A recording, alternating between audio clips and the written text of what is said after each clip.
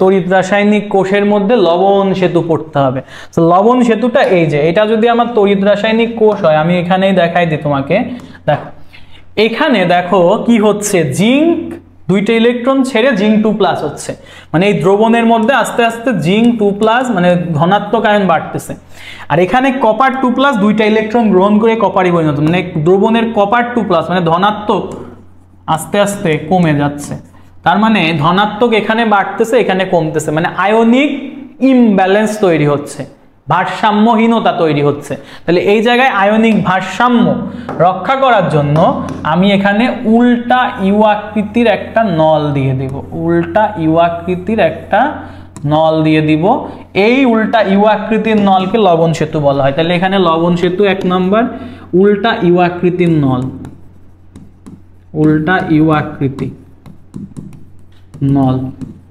Second তথ্য হচ্ছে ionic ভারসাম্য রক্ষা করতে ইউজ করা হয়, আয়নিক ভারসাম্য রক্ষা করে। তো এখন কি কি লবণ ইউজ করা যায় সেটা আমি বলে দিই। লবণ সেতুতে ঘনমাত্রা ইউজ করা হয় 0.1 মোলার ঘনমাত্রার লবণ। সো এখানে ammonium chloride, ammonium nitrate, potassium chloride, potassium nitrate আর সোডিয়াম সালফেট, এদের 0.1 মোলার ঘনমাত্রার লবণ ইউজ করা হয়। সো এটা কি কি করে?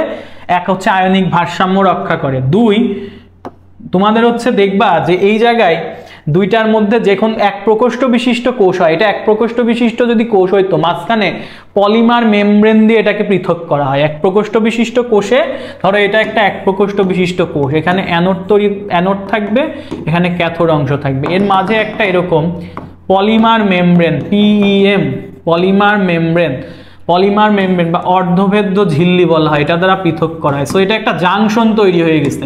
এই জাংশন পোটেনশিয়াল বা জাংশন বিভব, জাংশন বিভব কমায়, জাংশন বিভব কমায়, জাংশন বিভবটাকে কমাই দেয়। ঠিক আছে, তাহলে লবণ সেতু আয়নিক ভারসাম্য রক্ষা করে, জাংশন বিভব কমায় এবং কোষটাকে দীর্ঘক্ষণ সচল রাখে, কোষ দীর্ঘক্ষণ সচল রাখে, কোষ দীর্ঘক্ষণ সচল এটা রাখে লবণ সেতুর কাজ এগুলা। ঠিক আছে, তাহলে এই জিনিসগুলো আমরা আশা করি বুঝছি কি কি লবণ ইউজ হয়। এটাই বেশি আসে সব থেকে, ভিভিআই এটাই সবচেয়ে বেশি আসে। সো এটা নিয়ে কোশ্চিন এখানে খুব একটা আমরা পাইলাম না, বাট লবণ সেতুর একটা ব্যাখ্যা আমাদের ছিল।